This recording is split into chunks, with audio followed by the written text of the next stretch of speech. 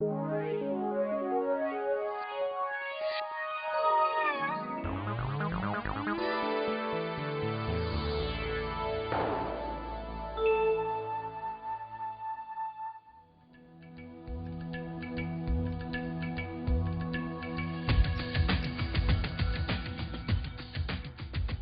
experiência democrática de 1946 a 1964 foi o tema da aula passada.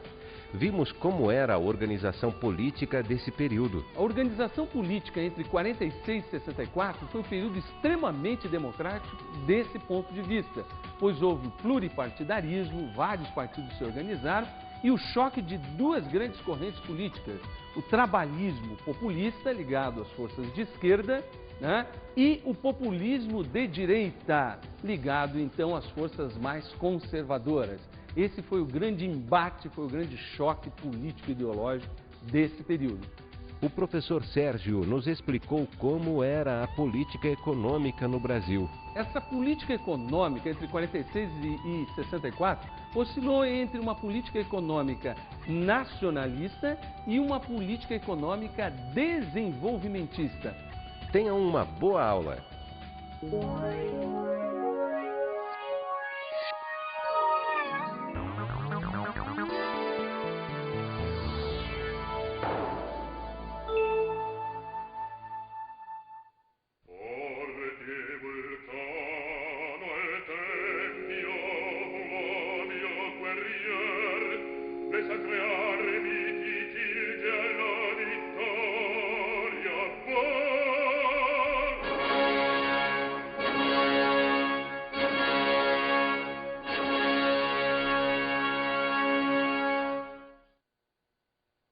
Então, tudo bem com vocês?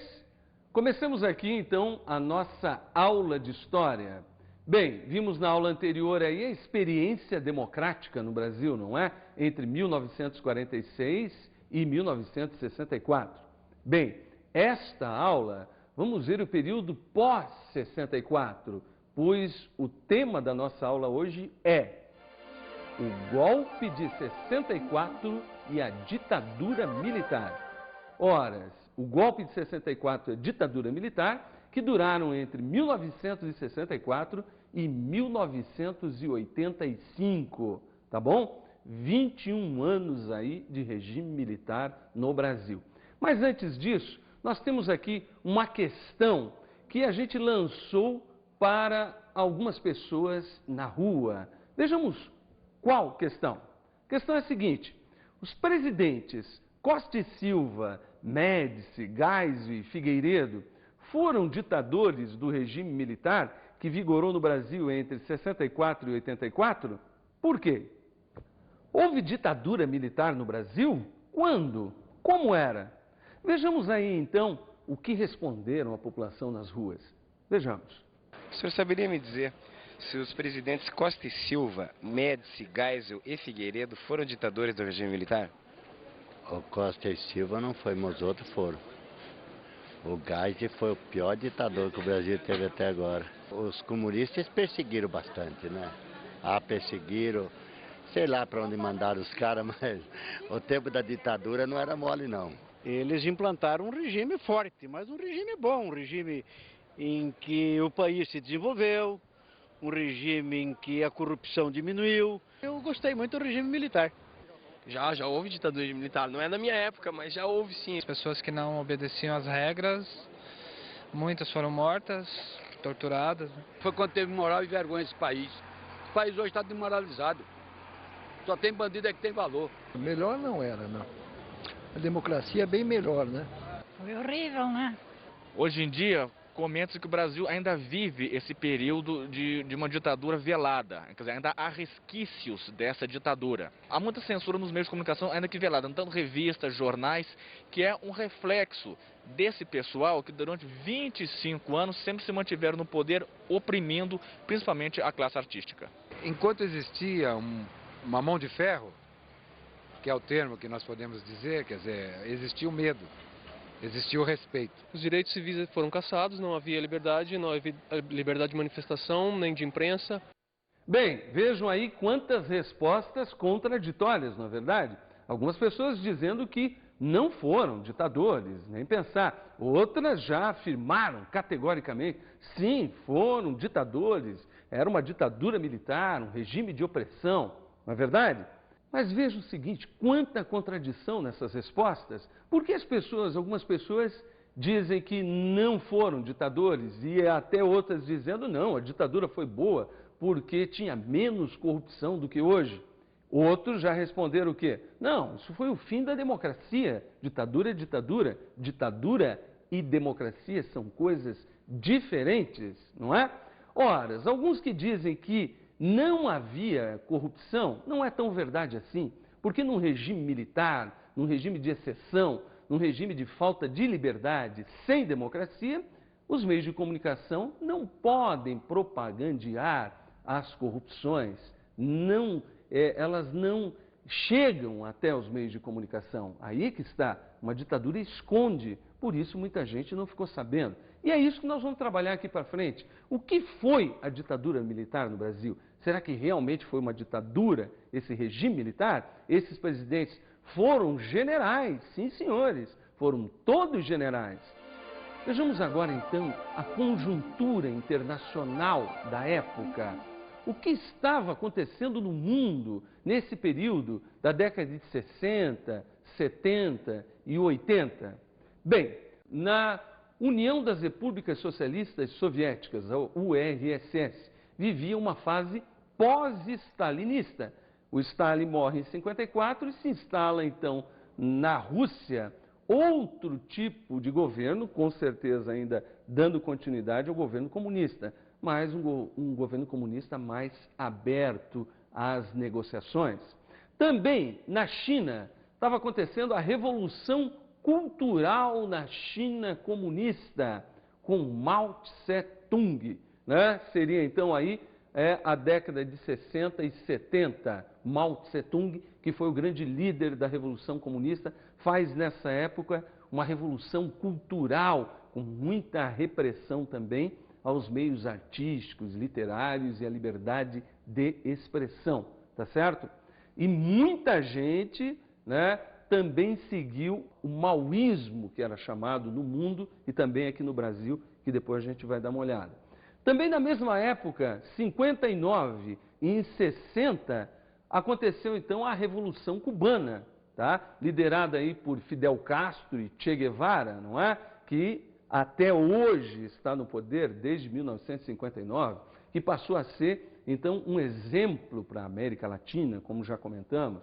Uma outra questão importante desse período foi a Guerra do Vietnã, entre 1964 e 1975, quando os Estados Unidos foi ao Vietnã lutar para que o Vietnã não se tornasse um outro país comunista, e perdeu muitos soldados nessa guerra.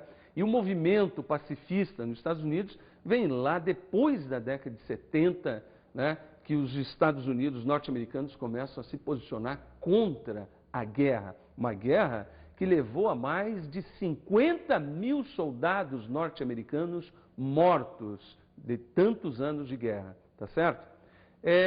Também nos Estados Unidos, falando dele, estava acontecendo a luta dos negros pelos direitos civis, tá? A população negra nos Estados Unidos, basicamente, até a década de 50, 60, não tinham direitos iguais aos brancos.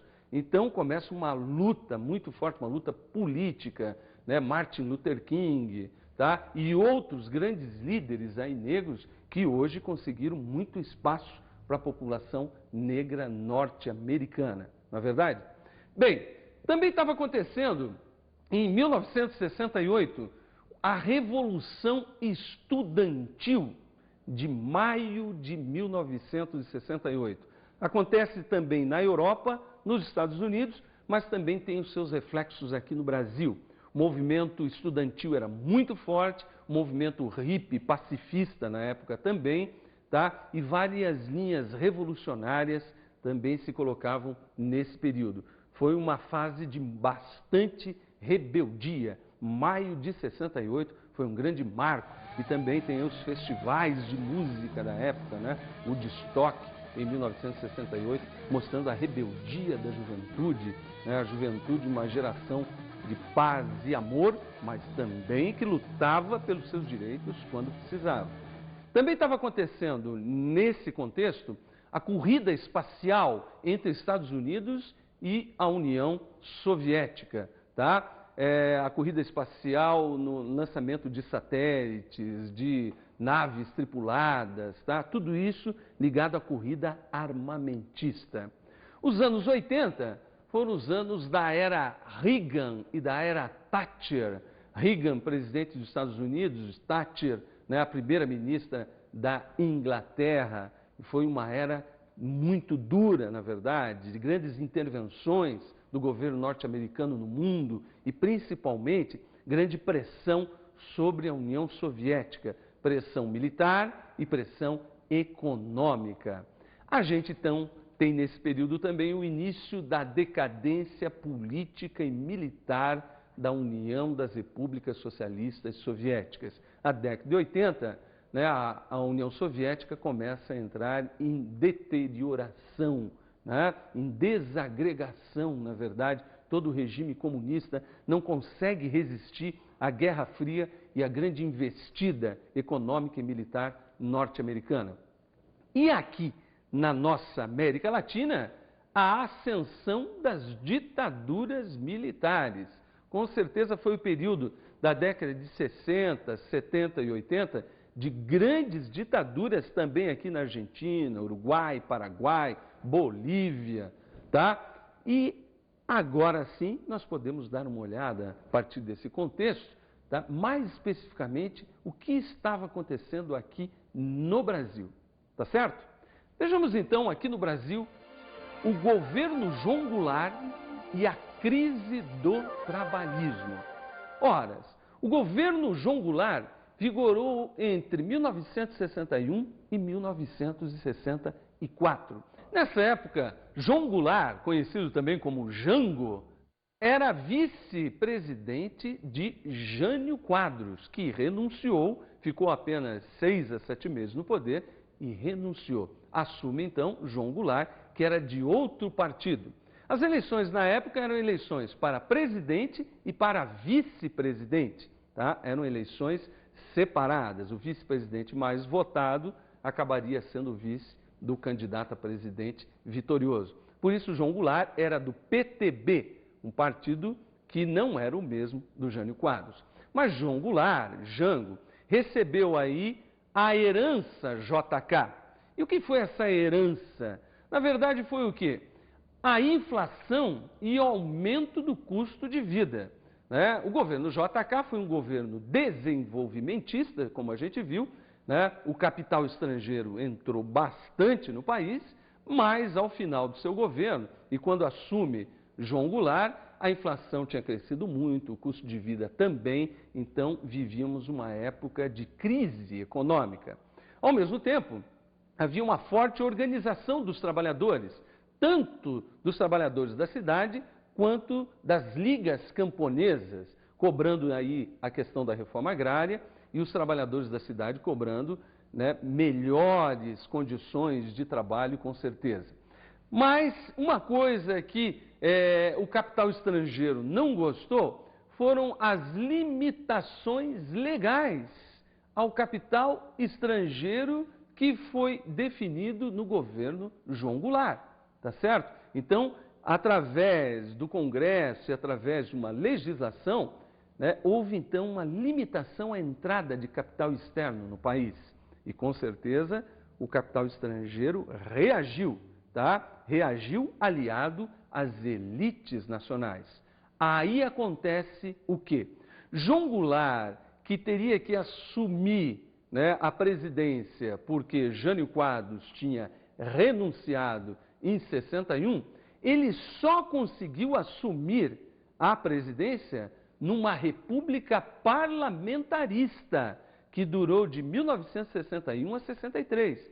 Veja o seguinte, o Brasil sempre foi uma república presidencialista, mas por pressão da direita, das forças conservadoras ligadas aos militares, eles exigiram que que a posse de Jango só poderia ser no parlamentarismo.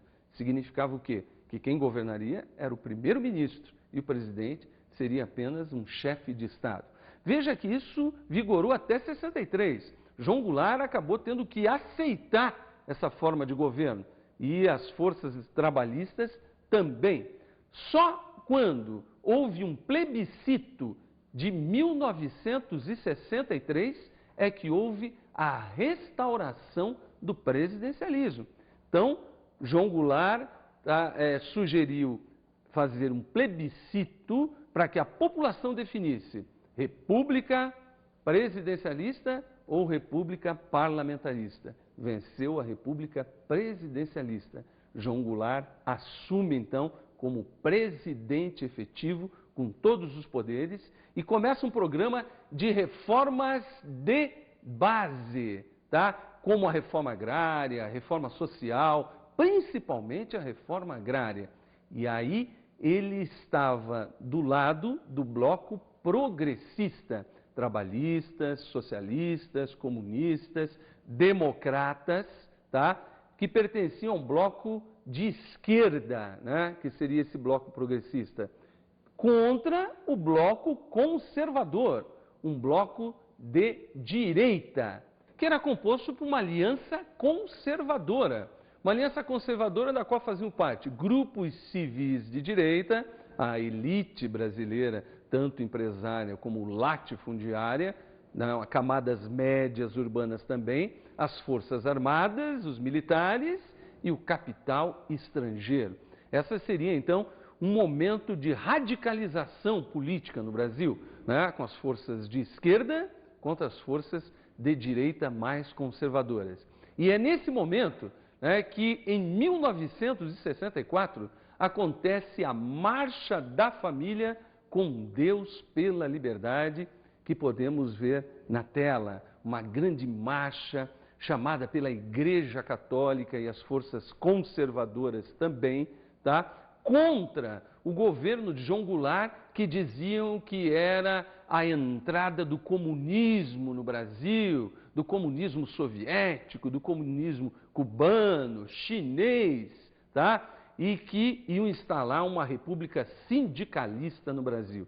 Então, a igreja, uma parte mais conservadora, um setor mais conservador da igreja, vai também puxar essa grande marcha, uma marcha conservadora, tá certo? E é isso que vai reforçar e dar mais substância ao golpe de 64, o golpe militar de 64, que instalou no Brasil um regime de governo militar, que durou até 85, tá? Um golpe que, com a força das armas, João Goulart foi derrubado, tá? Foi derrubado ilegalmente do poder.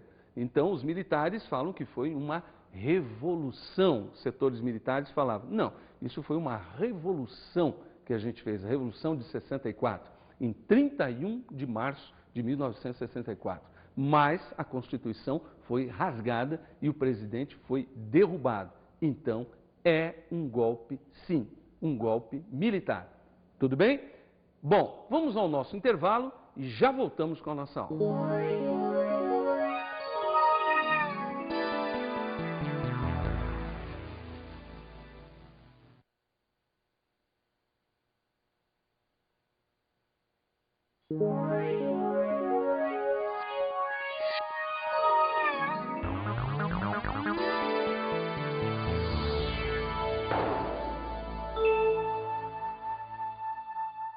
Bem, voltemos à nossa aula sobre a ditadura militar no Brasil.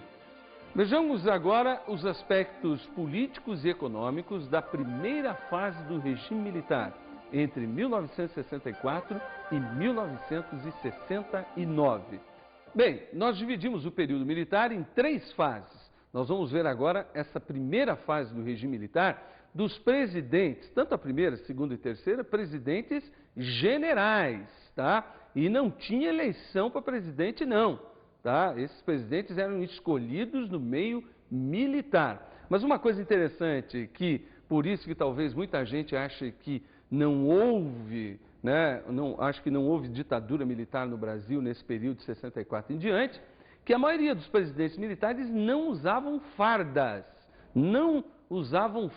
enquanto presidente.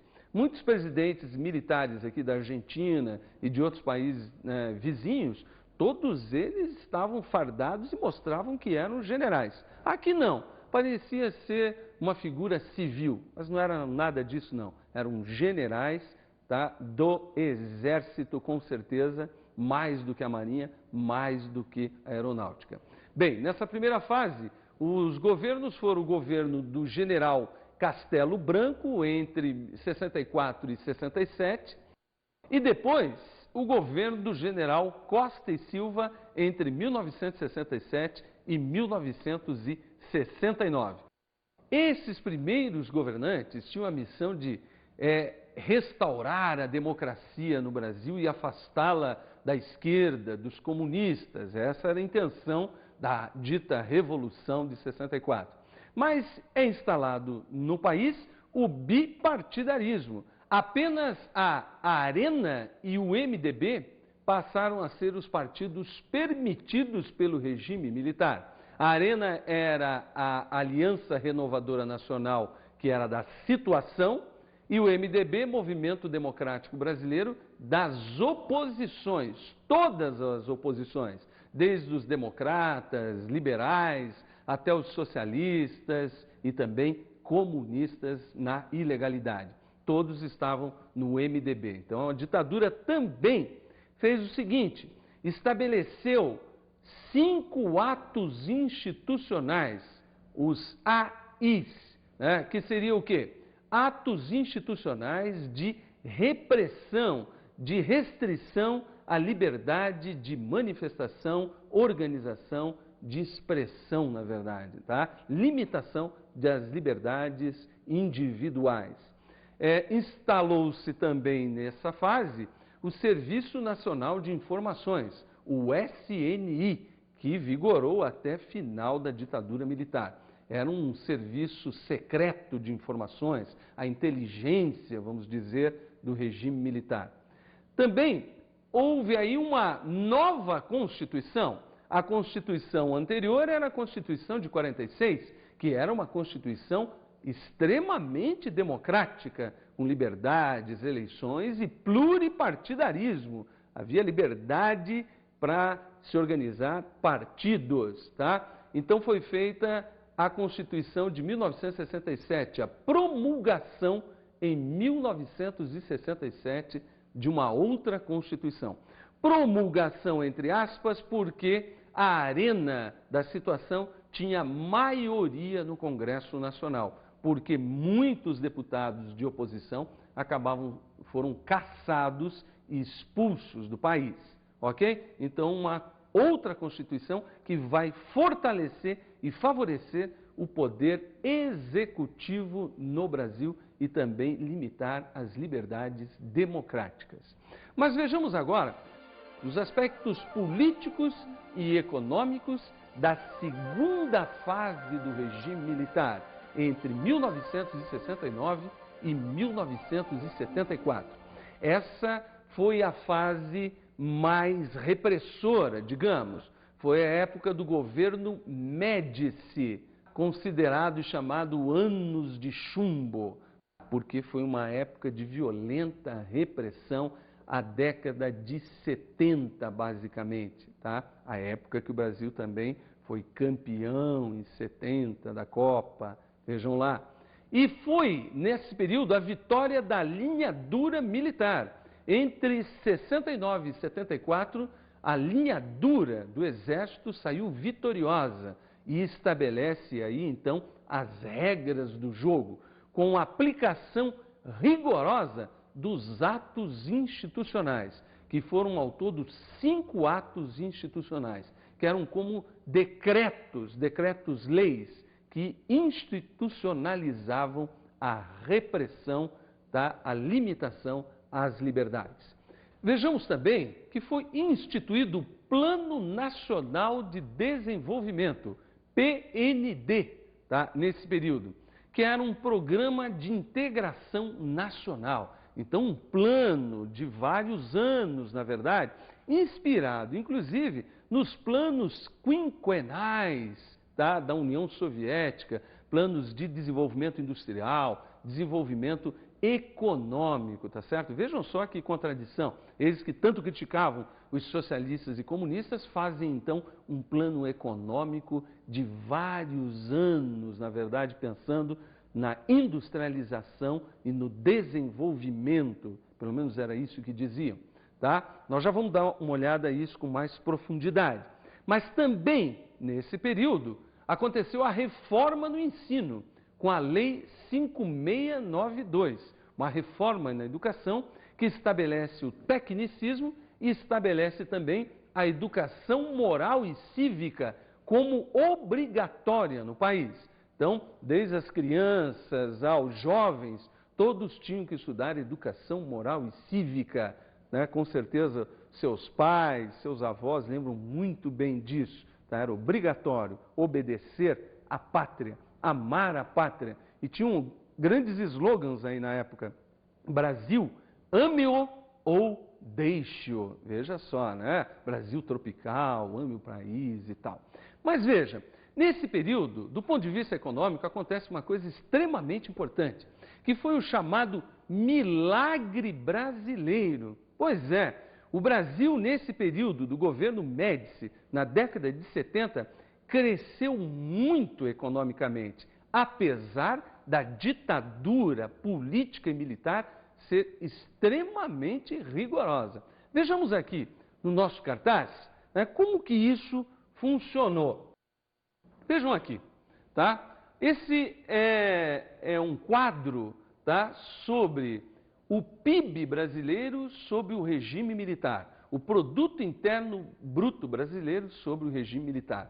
E aqui estão mais ou menos aqui a fase do milagre brasileiro, a fase de grande crescimento da economia brasileira entre 1968 e 1973, o que pega exatamente o período, veja aqui, de Costa e Silva e Médici. E quem comandava a economia nessa época? Uma figura que está viva até hoje, né? O economista Delfim Neto era o comandante da economia brasileira. Vejam, na comparação aqui, ó, o PIB brasileiro chegou nessa fase de 10%, tá, a 14%, né, o Produto Interno Bruto brasileiro anual. Tá? Então é um grande crescimento econômico, um grande desenvolvimento, o que gerou, na verdade, grandes oportunidades de emprego também. Isso é inegável, tá? Mas todo esse crescimento aqui, veja, olhando bem aqui o quadro estatístico, começa a decair nos governos posteriores, no governo Geisel, até chegar ao governo Figueiredo, e a gente vê aqui em vermelho, são o quê? Crescimento do PIB negativo, tá? Menos 1, menos 2, 3, menos 4, até menos 6. Então, veja só, todo aquele crescimento que aconteceu aqui nessa época, houve, mesmo dentro do regime militar, né, um crescimento negativo depois na época do governo Figueiredo, tá? Veja, mas tudo isso aqui é o quê? Foi conseguido com grande investimento do capital estrangeiro. Capital estrangeiro, Estados Unidos, apoiaram abertamente a ditadura militar no Brasil. Injetaram milhões de dólares na economia brasileira. E isso levou a quê? Levou ao crescimento da dívida externa, com certeza. Se a dívida externa aqui em 64 era em torno de 10 bilhões de dólares, né? Quando termina a fase do regime militar, em 84, a dívida externa já era mais de 100 bilhões de dólares, tá certo? Então, um crescimento, com certeza, mas um crescimento com auxílio do capital estrangeiro, que gerou emprego, mas concentrou ainda mais a renda no Brasil, tá? Concentrou muito a renda àqueles que já detinham muito capital no país, tá certo? Então, isso aqui é para você ter uma ideia. Veja, nós já chegamos então a um crescimento de mais de 10% ao ano. A gente, na nossa década de 90 e início aí do século 21, se a gente chegar aí no máximo a 2% anual do produto interno bruto, é muito nessa época, tá? Então, veja que a gente precisa de crescimento econômico, sim, mas também com distribuição de renda. Não adianta nada crescer e concentrar a renda e aumentar a pobreza. Isso não resolve a situação. Não é verdade? Tá certo? Então, vimos aí a fase áurea, o auge econômico do regime militar, da ditadura militar, e foi isso que enganou muita gente, que foi um período realmente de crescimento.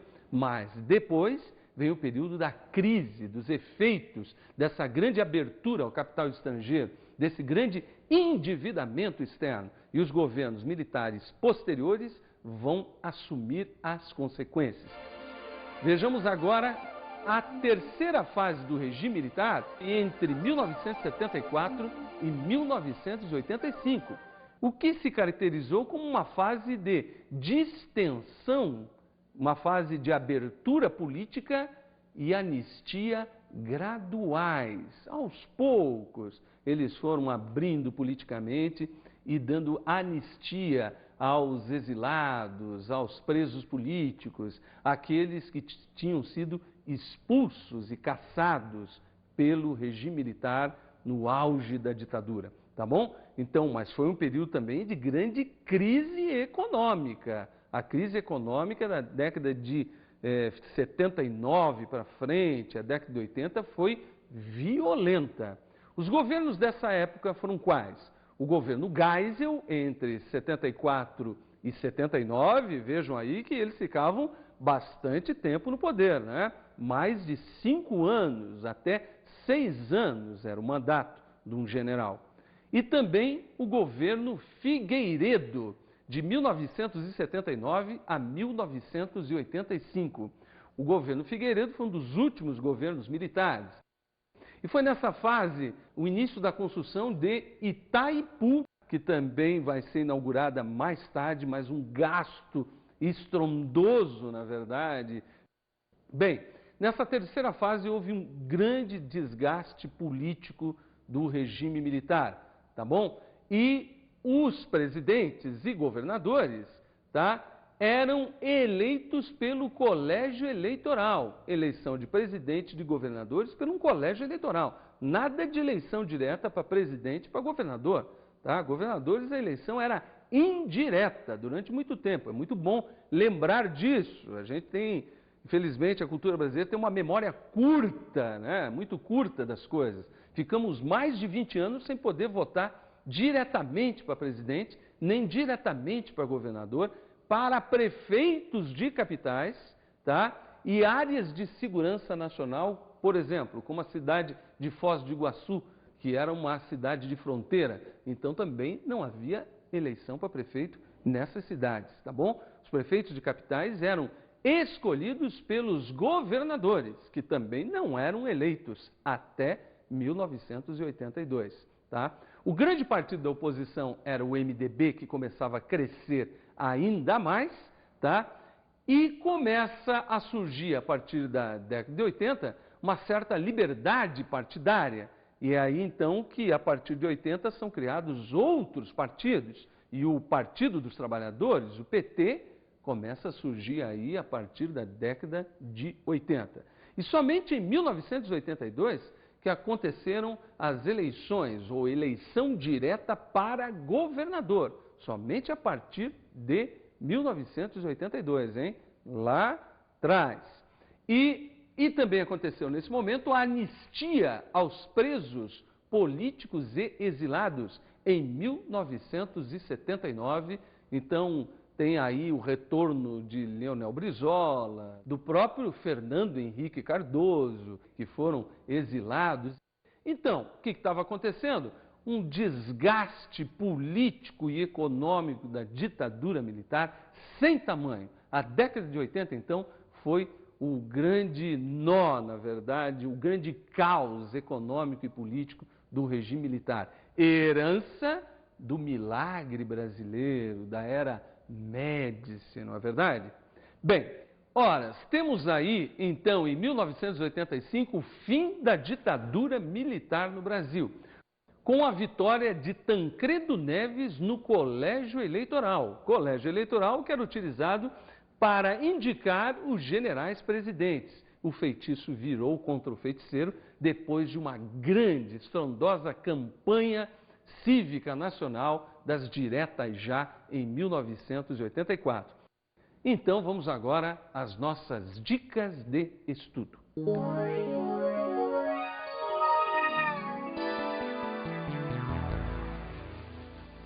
Nossa primeira dica é o livro Brasil, de Castelo a Tancredo, de Thomas Skidmore, da editora Paz e Terra.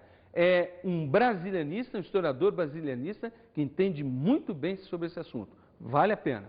Uma outra dica seria A República Brasileira, de 64 a 84, de Evaldo Vieira, da editora Moderna, um livro paradidático bastante acessível. Então, até a nossa próxima aula.